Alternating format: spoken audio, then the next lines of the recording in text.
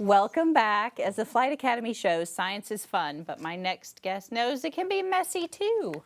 Megan Pratt is director of the Mess Hall. She founded the Hands-On Science Museum as a way to boost scientific literacy among our school children, which is something we desperately need. When the state added science to the FCAT, scores locally were absolutely nothing to brag about. Back in 2006, 31% of our fifth graders scored proficient in science. The figure was 55% in Santa Rosa County. The data is trending up now. Last year, 59% of Escambia's fifth graders and 62% of Santa Rosa's earned a passing mark in the science FCAT. No one wants to feel like they're at school all the time, which is the brilliance of the Mess Hall, because it is super fun and you're learning. But you're so sneaky, Megan. You're so sneaky with your mess kits. Sneaky. Huh? You are. No one, they don't even realize it. They think they're having fun making parachute men into a pneumatic tube, but that's not really what's happening. No, well, I think the important part of what the Mess Hall does is it encourages learning outside of school. That's one of the things that's a strength of America, is our informal learning, our PBS, where we are right now, things like that, that really encourage people to continue learning. And it doesn't have to be what the teacher tells you to learn, it's what you're interested in. And that's what we really encourage. We don't say, you must learn this. It's, hey, I'm curious about this. I want to try this. What happens if I? Because that's really what curious people do. And curiosity drives everything. Absolutely. And you have some, I've seen you suck adults in. I've seen it. I have made a straw thing parachute that when you put it up, it goes up the tube and came down. So have I. I've done that with my colleague Reggie Dogan, and I had a great time at open house at the Mess Hall doing that. First of all, Megan, thank you. You know, I know I speak on behalf of many, many people, and I know this, you know, sometimes when something happens, some people might think it just happened real quick, but I mean, this was something you were working on for years in small doses before you opened it up in the summer with the Mess Hall. So thank you for your persistence to do it and your caring about the children. So thank you. I also love the fact that I was talking to a fella yesterday, and his son struggles at times. But the place he doesn't struggle is the Mess Hall.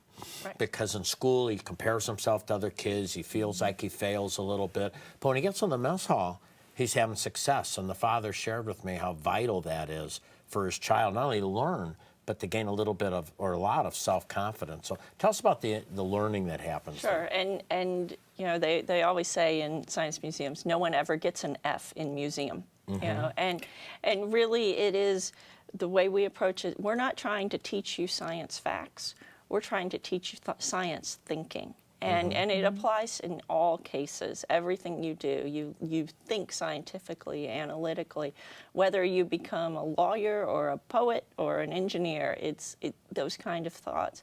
But it's really, we help you get the tools, and then we say, what do you want to try? Like the wind tubes. There are no instructions. There's no, you have to do it this way. And it's actually funny, though, you mentioned the adults who learn things as well, but a lot of times the adults will come up and they're like, so show me how I'm supposed to do this. Right. But there is no how, you know, so usually we'll say, okay, we'll grab a tissue, we'll put it in. It went up. Now can you change it? What do you want to try? So, well, let me ask questions, because for people that aren't familiar with the Mess Hall, the hours, the location, the cost, the ages. Right. Okay, so the Mess Hall is located downtown, just north of the interstate on-ramp from Chase Street. We're open, we're going to start our summer hours next week. We'll be open Tuesday through Saturday, 10 to 5, and Sundays, 1 to 5. Wow, Sundays. Yeah. Sunday hours, nice. Actually, last summer we had some people who would go out for brunch, you know, and grown-ups would go out for their brunch with some mimosas, and then they'd come over and they'd have a good time. Absolutely. But then admission is $8 a person, $7 for military, active duty, and that's $8 a person from everyone 3 years old and up. Right. And the ages, that's our age-old question. Yeah. What's the best You know, we remind people that it's really not great for under 3 because we have choking hazards and other dangerous things out. When we give you the tools, they're, you know, things that might injure somebody. But really, we target elementary and middle school in terms of where they are in their learning. Right. But it's great for 3-year-olds.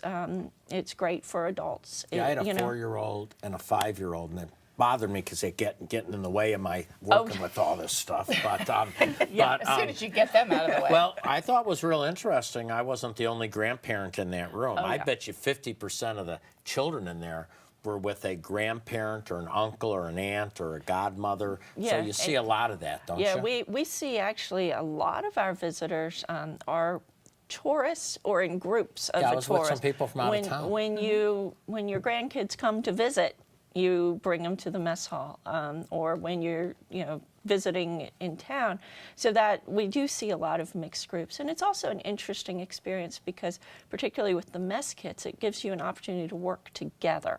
Yeah. Yes, And yes. that's something that most other museum experiences, the one kid will run ahead, do the thing, the next kid will do it, the dad will go up, and then mom's carrying the coats. Yeah. Yeah. And then everybody's moved on. That's pretty much how it works, by the way. Well, and you can Pack hop mule. around. Yeah. It's not one of these things where you say, no, you have to finish that. When I was in there, you go a little bit here, then they went over where they're sort of putting weights on things, then the thing they were spinning things, then the water coming down the sand, sure. then the things you're trying to untangle, which I think are impossible.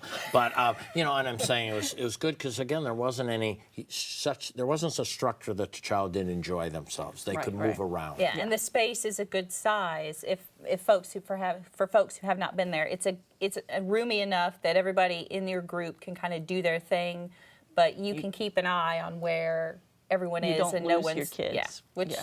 is very important. Yeah, very yeah. important. Yeah. Well, you have some special summer things. I know summer camps. Right. Yeah, we have summer camps all summer, half-day, week-long camps for elementary and middle school, lots of different themes.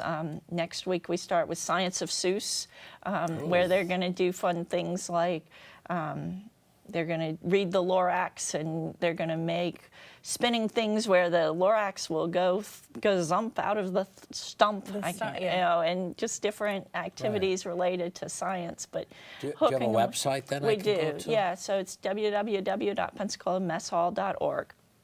And that's got all the information about visiting and the camps.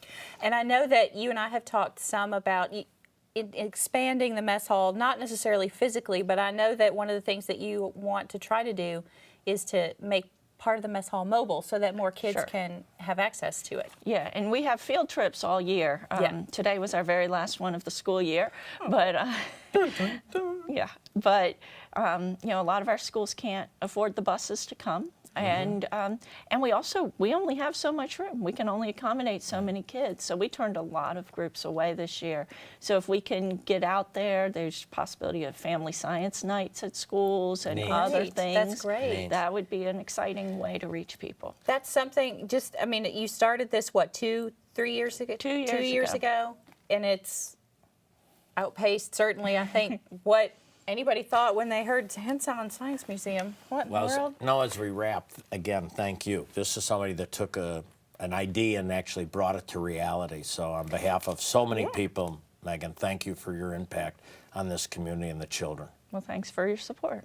Thank you so much. I appreciate it. I know that you also, as a scientist, are very interested in the data and what people learn from the museum so that you can always improve it. You have some new permanent exhibits. Yes. So if anyone hasn't been down there, this is an awesome time of year for you to go and check out the facility. It's down off Tarragona near the interstate on-ramp. And check it out and stick with us. We'll be right back.